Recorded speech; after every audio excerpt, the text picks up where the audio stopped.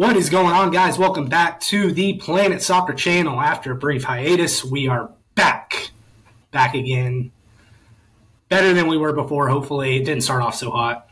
Back to the technical difficulties. However, I am here with Dylan. Feels like it's been a minute. Dylan, how we doing? Just getting through the days. Yeah. Newcastle on the weekend dropped an absolute stinker. So from that aspect, not doing too hot. Y'all dropped a couple stinkers in the past 2 weeks.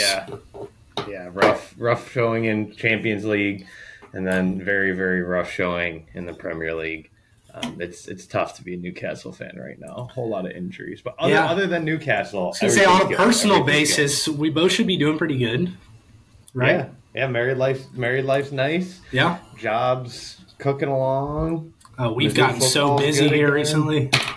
Yeah. We've really started to pick up a bunch too. So my research this week was a little bit lacking. So I apologize if I'm not hitting you hard and fast with stats, but I'll be all vibes, baby. I'm vibing my way through this week. You know, it's funny. In the past week or so, I've probably done more soccer football research than I ever have in a week span. But almost none of it was for this podcast, so I'm very sorry, Dylan, from the bottom of my heart.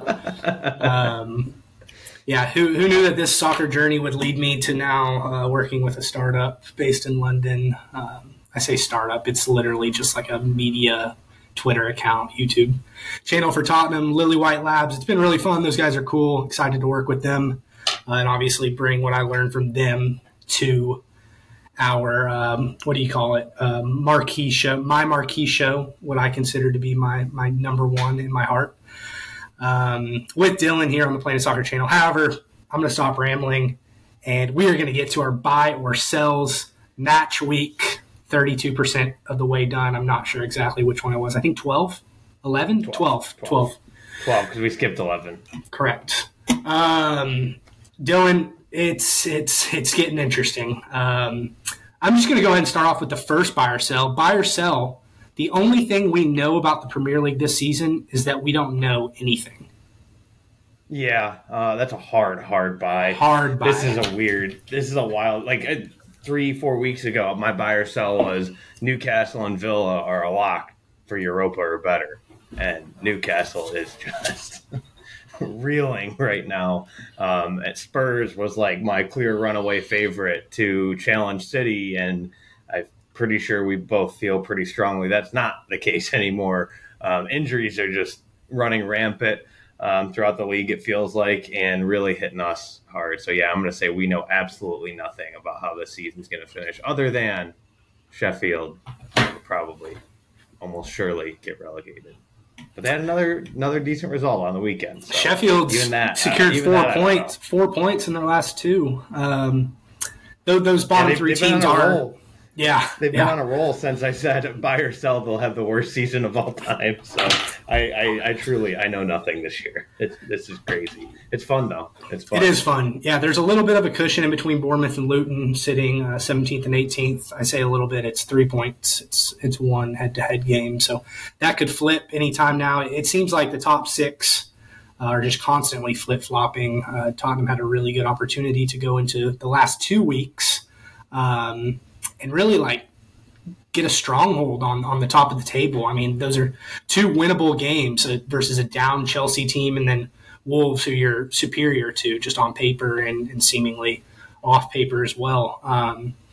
But obviously Chelsea was a catastrophe, and Wolves was 2022 Conte ball Tottenham. So, and then you guys are playing basically with your third strings right now, and I mean, Chelsea's hitting the ground running, it looks like now too. Yeah. So I know they're sitting in 10th, but they could very well flirt with a European spot of some sort. It's going to be a really weird year, because I truly see Chelsea and above all have legitimate chances of making Europa League. And I think Everton and below, so 14th and below, have a real chance to get relegated. Or at least be in the relegation conversation. They're probably a little bit too far ahead right now. You know what? I'm ready to knock Everton above the relegation zone. I'm ready to put them mid-table. Okay.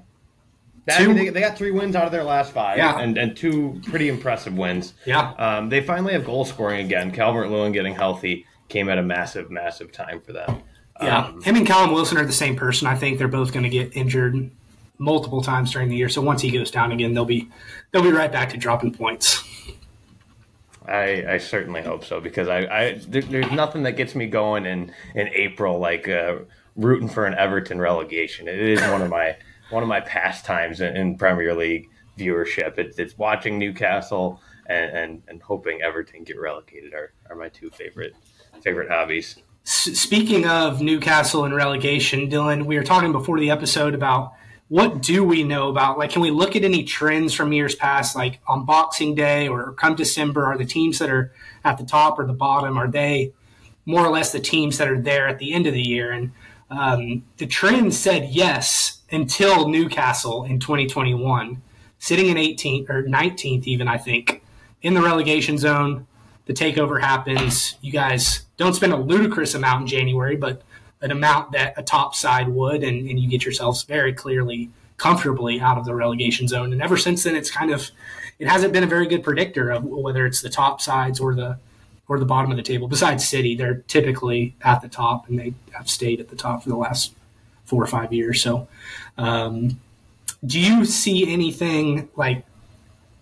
So you think Sheffield and Burnley are locks to get relegated, or are you still holding out hope on Burnley? I'm still holding out hope on Burnley, but yeah, I mean, I'm not. But Sheffield's done. Sheffield's done.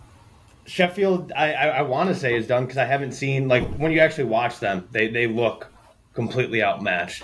I think there are redeeming qualities on Burnley, and it's just not clicking right now. But they have 5 straight losses. Like neither team. I'm not ready to go that far because I have a massive soft spot for him. But I mean, you got to start asking the question, because it's been really poor performance after poor performance. They're now, I mean, we're making fun of Sheffield's goal differential. Burnley's now matched their goal differential at -21 on the year. It's really not looking good for Burnley. Honestly, I do think all 3 teams down there right now do get relegated. I don't see Bournemouth or Fulham, like you said, Everton. I don't see them getting relegated. So I do think maybe that's one thing we know. And I could feel pretty confident in saying that the 3 teams in the relegation spots right now will get relegated. But anything other than that, I mean, you could see a world where Crystal Palace makes a really real push up the table if they spend some money in January. Just locking down Eze long term was great for them. Just extended him again, which doesn't mean anything, I don't think, in soccer. Extending it basically gets you a higher price tag when you end up selling them inevitably. Right. I do think he's going to stay around for at least another year or two, though. So no real concern of losing him in January if they add the right pieces. If they add some goal scoring. I think they could be in a really good spot to make a push even. I think he's gone in the summer, though. I think he's gone. He needs to get that England exposure. He needs to be on a side that he's playing against top sides, playing good football week in and week out, and I think that matters to Southgate. So I want him to get in the – I really love Etienne, and I love his personality. I love the player he is, and I think he deserves to get a shot with those 3 Lions. Dylan, moving on to our second buy or sell. This one's just for you and me to vent. Buy or sell. Misery loves company. Oh, it does. I mean, we can't stay healthy to save our lives. We got Bruno punching guys in the head and then getting yellow card suspensions. We got Tonali, gambling away his future in football. It's a miserable time to be a Newcastle fan right now. No offense to Lewis Miley, but he does not belong in a starting lineup. At this point in his career, doesn't belong in a starting lineup for a team, really, that is playing Champions League football on the weekdays. He does not belong on a Saturday starting lineup right now. Really, really promising player, so nothing against him, but that's where we're at right now, where we have guys that you have literally never even heard of. You personally have never heard of, and you follow the sport as closely as anybody, and Newcastle's having to track guys out. You've literally never heard their name. It is not a good sign. Yeah, Things it's tough. Are not looking good. It's a Champions League season for y'all, too. We questioned the depth after those first 14 guys. I didn't think we'd get this deep into it. in October. Basically, it was October, kind of going into November. So rough times. Tottenham has been more of a kind of a shooting themselves in the foot. They have had some injuries. It does unfortunately look like Maddison is going to be out until the new year, which I was kind of hoping it was just like a little twist in the game. I don't think he's going to need surgery, but he's going to be out a while. The big one, though, is Van de Ven, the star Dutch center back who we signed for a bargain $30 million this summer. He's just a guy that allows us to play the way we play, play with the high line. He can match anybody stride for stride on balls over the top, close that gap, help Vicario out so he doesn't have to commit as far out. And without him, really just without his speed and coverage ability, Tottenham's kind of capability to control the midfield and control the field tilt is going to be drastically decreased over the next few months. So that's not good. And then obviously you had Romero getting the red card, which I hate the red card that he and that Curtis Jones got in the game. He should have gotten one a few minutes earlier when he retaliated with a kick after being basically tackled on the sideline. However, when you go in to make that tackle like he did in the box on the shot, you can't leave your foot up. You have to just kind of scrape your foot on the ground. Especially if you're Christian Romero, that's going to get called on you. He has gotten a lot better this year with his composure and his ability to play calm and composed. However, with his reputation, that's going to be a red more often than not. And I think it does come down to reputation sometimes. You got Udogie. I can never decide whether I want to say Udogie or Udogie. Getting his second yellow and then a red in that Chelsea game. Really probably the third time he should have had a double yellow this season. Yes. And he should have had a red earlier in the game. The more I look at the replay, the worse it gets. Like full speed, real time, I was like, what a tackle. But he comes flying, feet spikes up. So very, very dangerous. He's got to be smarter. He's got all the talent in the world.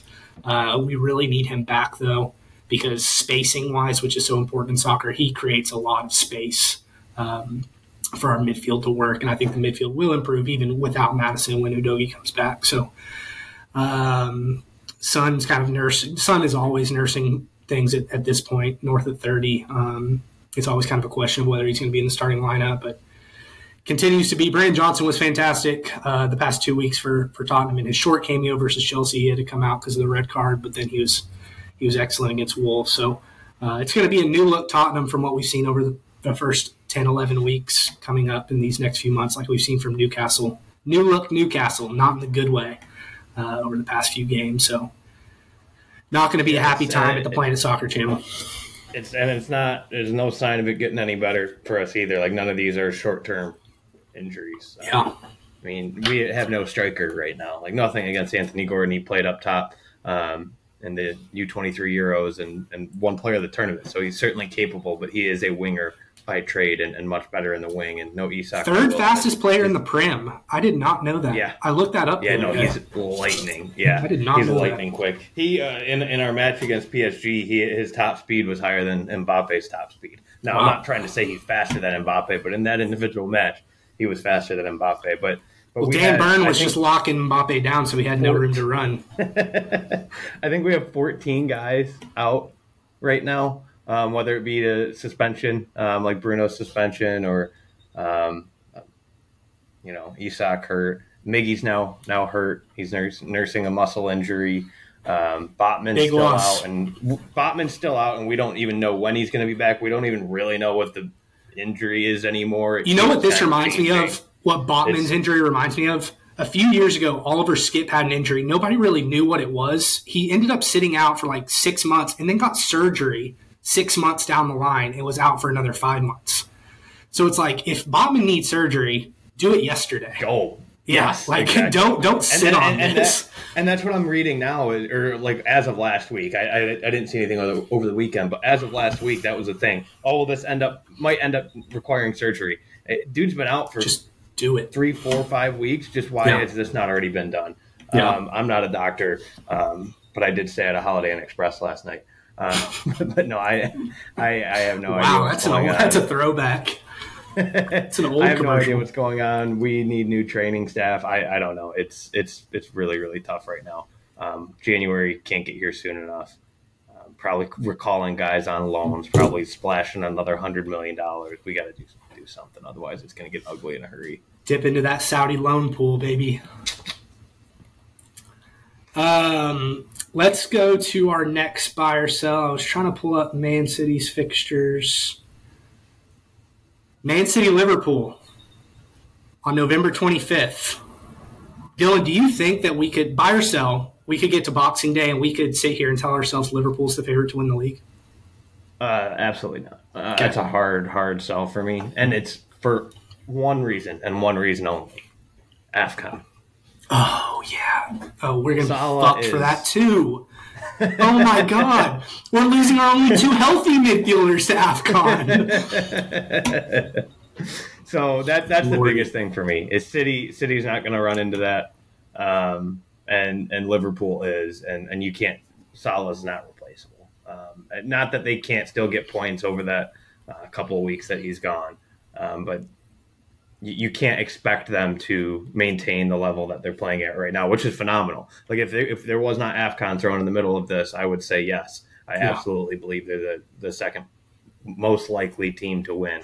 But I think you lose Salah for 2, 3, 4, 5 weeks. It's too much to overcome and win a championship against the likes of City. And there's a lot of really tough fixtures like we're just talking about. It's a really tight table right now. So playing the 12th team on the table isn't like some pushover game like it has been. Yeah, we talked about the parity last week. It's crazy. Going to Wolves or going to Palace with no Salah, like that's not a guaranteed 3 points. And I just think Liverpool comes to St. James Park on the 1st of January. I don't think AFCON has started by that point, though. So it looks like they'll have Bournemouth. They will have Bournemouth, Chelsea, Arsenal, and Burnley while Salah's gone. So those might be a couple games where you need your all-time guy. So we're selling Liverpool. Dude, every time I watch them play, they just look so good in the league. Oh, yeah. In the league. Except for the Tottenham absolutely game. Phenomenal this year. Yeah. They look phenomenal this year. But I purely think that one loss is just too much to bear. Buy or sell. Pochettino is molding Cole Palmer into his new and improved, maybe not improved, his new Dele Alli. For those of you who don't remember, Dele Alli burst onto the scene in 15-16, and Pochettino is the guy that he credits with a lot of that, the style that Pochettino kind of molded for Dele Alli. It feels like Chelsea's kind of, instead of doing it to those $100 million midfielders, the Enzos and the Caicedos, they're molding it to this Man City academy product, and he's just been fantastic this year. He doesn't look the part to me, but he's just such a good footballer, man. Yeah, my first thought was I wanted to hard sell because I just think he can be better, but more of like a career outlook be better, because Dele Alli for those 2 or 3 years was just unbelievable. And then he fell off an absolute cliff. And I think Cole Palmer has the makings of being that peak Dele Alli, but hopefully sustaining it a little longer. The thing is, if Chelsea doesn't start really winning, we're going to have another manager in there, and then what does that do to his growth? I think Pochettino's the right man for the job right now. I think they're committed to him. Yeah, for now. Hopefully they're finally committed to somebody, but I would have thought they would have been committed to Tuchel too, and they clearly weren't. So who knows how bad things get at some point for Chelsea, but they're looking really, really solid right now the last couple of weeks, and he's a big reason why. I still can't believe City let him go for what they let him go for. I think it's one of those that you kind of have to sometimes. You think they have a buyback clause? I don't think so. I don't think they do. That'd be pretty wild. That would be pretty wild. I can't believe they let him go, but it is one of those things. There wasn't really a spot for him right now, and sometimes to really keep future academy guys around when players demand or request a new opportunity somewhere else, you just kind of have to do it if you're going to be one of those massive academies. So huge loss for them, but massive pickup for Chelsea, and I think he's been fantastic and will continue to do so. And I think Pochettino's the perfect guy for him. Here's a ripple effect for you. If Dele Alli doesn't fall off the cliff like he did, I think it was during the 18-19 season, if he stays at that form, Tottenham wins that Champions League final versus Liverpool. England potentially does better in the World Cup in 2020, and Dele Alli wins a Ballon d'Or. Call me crazy, but his 2-year peak was insane. It was insane. I think Ballon d'Or is a little bit ridiculous. If he had made a World Cup final and won the Champions League, I guess Harry Kane would have been on both of those teams also, so he probably would have. Right. Yeah, exactly. And it's the whole midfield thing too. Like you don't win as a midfielder. You just don't. It's happened. Well, that was the year Luka Modric won. So it happened once. Yeah. So maybe he could have that year because maybe it was. Who knows? But we'll never know. I don't see Dele Alli ever winning a Ballon d'Or.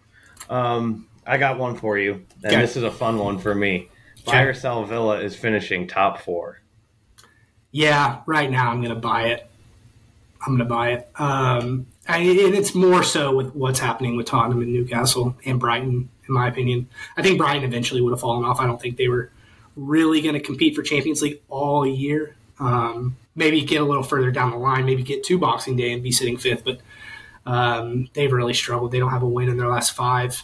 And then what's going on with Tottenham and Newcastle?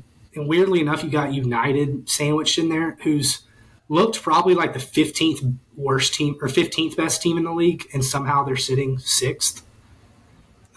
They have had a very, very easy run of games. And they're all ugly 1-0 wins, like 65th and they're minute. They're against a 2-1 against Sheffield, a 1-0 against Luton, a 1-0 against Fulham. So, yeah, I mean,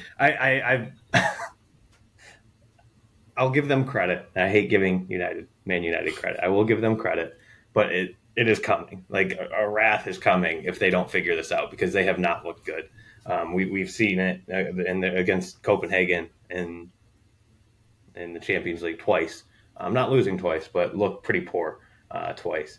And they have Everton. They looked horrible at times. They have Everton right after the break, but then they have Newcastle and Chelsea back to back, and then they play Liverpool 2 weeks later, and then they play West Ham and Villa, and then they play you guys shortly. They have a very tough run of fixtures coming up. They're not in the Champions League conversation. Yeah, it's really a five horse race right now, and 5? It's not looking too hot for you guys. Oh, for us? Yeah. You guys would be that 5th team, and it just doesn't look good on the injury front for you guys. So are you counting yourself out already? Or are you not? I mean, I don't know how we're going to pick up points for the next month and a half. So if you count y'all out, then you have to count us out also. We're like the exact same right now. But you guys have a 5-6 point advantage over us right now. You got 2 more wins. True, but we also have Eric Dyer playing center back. So I would say, but we have Jamal Lascelles, but he's actually been phenomenal. But yeah, I mean, we get Chelsea, Everton, Man U, you guys. Like we don't have a very easy run of game going into January, so we could be staring at 10 points back of Champions League come the window. Which 10 points is ground you can make up, but it's a lot harder to make up ground against obviously other teams in that top 4. So I do think it's kind of down to 5 teams, and your injury to Matters being out until at least until January, right? January is probably when he'll start working his way back. Yeah, that's too big of a loss right now for you guys, I think. I have both of us are counting down the days to January. Yeah, that's for sure. Yeah.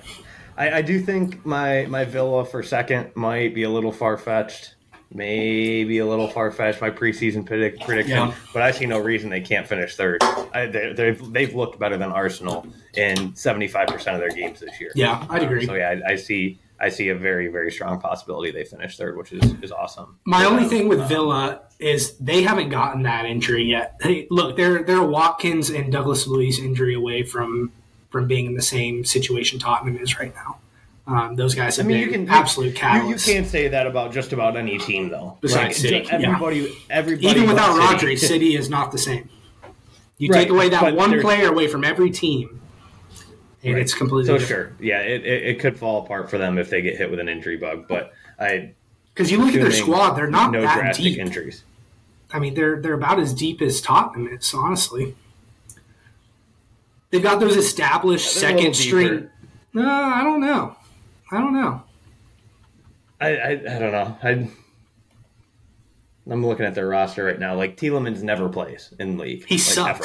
He sucks. He doesn't suck, though. He sucks. He looks so good. I know it's just Conference League, but he has looked so good in Europe. He has looked so good in Europe. No, I will die on this Yuri Tielemans hill, and it is not. We got to put up a poll after this. Just, is he trash? or ranking? Good, trash, average. I did not realize Clement Longley was on Aston Villa now. Interesting. Yeah, I think they're deeper than you think. They're deeper than you think, but still, a severe injury, away from a whole different ball game. I mean, Luis has been just as good for them as Maddison has been for us this year. Yes, yeah, he's absolutely team of the season for me so far. I mean, he's been unbelievable. I saw on Twitter today that Arsenal is going to go after him in January. I think Villa would be absolutely ludicrously insane to give him up in January. But it's like a Smith Rowe and Cash is what they're going to propose. God, he would fit them so well, too. He plays that perfect hybrid role. It would be terrifying if they got him. It won't happen in January, though. Like, there's no way Villa does that in January. Maybe next summer, and then the whole world's still screwed. Sticking kind of in that theme of the top 8 teams, buy or sell that Brighton's best is behind us. Not just, like, in this season, but, like, big picture, big outlook, as a whole, are their best days behind them? Yeah, I mean, as far as I can see, I think so. Because I think De Zerbi still is going to get a move to a bigger and better club in the next year or two.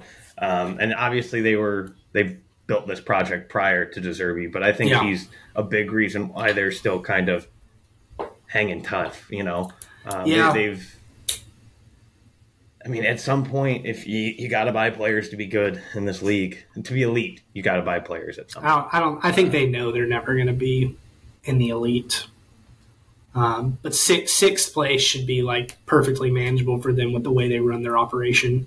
And I don't know if it is this year. See, my thing is I think eventually this group that Brighton has now will get to that level of the Basuma, Caicedo, McAllister. Who else did they have that they sold? Everybody else they had that they sold for $100 million.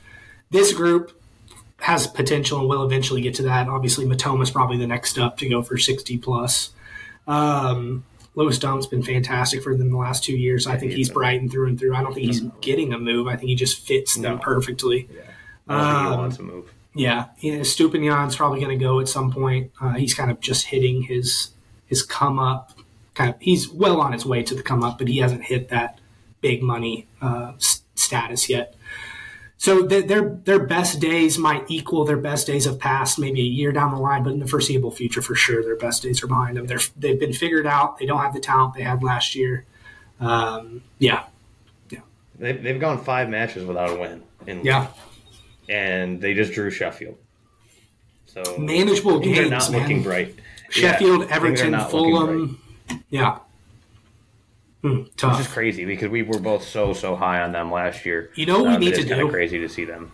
We need to do an episode where we pick like some of the coolest coaches in European soccer and like place them with a team we'd love to see them at. Like De Zerbi with X, Y, or Z, or I don't know. We would have to brainstorm it, obviously, but there are some guys like I want to see Xabi Alonso at Real Madrid. That's going to be electric. Oh, I mean, it's going to happen. It's happening next summer. Yeah, 100%. Yeah. And it's going to be insane. Yes, it is. Give him, because Mbappe is going to get there eventually, you give him, Mbappe and Bellingham, like, it's going to be gross. Holland will be there eventually, yeah. Holland will be there at some point, or Kane. It'll be disgusting. All right, you got anything else, Dylan? No. Nothing else? Got any more for me? I don't think so, man. Grealish to Spurs is going to hit like crack. When you sent that to me, and I'm like, wait, is that a thing? I'm like, because I haven't heard of this at all, and you're like, yup. No. I'm like, no way is that actually going to happen, right? And then you tell me it's in your. He would be so fun with Maddison to break down low blocks. but Andrew would go younger and just more dynamic, touchline to touchline. Grealish is much more tight spaces, which I love to watch. But it doesn't fit. Yeah, that move is 2 years past its time, so I hope Jack Grealish is having fun on the bench in Man City, which is weird because he was so good last year. He could come play with Miggy. Yeah, he could. Because we totally need another left wing. All right, guys, we appreciate y'all watching. As always, if you've made it this far, congratulations. Go get yourself a burrito from Chipotle tomorrow because you're a winner. We will talk to y'all next time. Make sure to like, subscribe, follow, share. Follow us. Go follow Lily White Labs on Twitter. Subscribe to them on YouTube after you subscribe to us. Probably talk to y'all tomorrow, honestly. We're rolling this week. Y'all have a good night.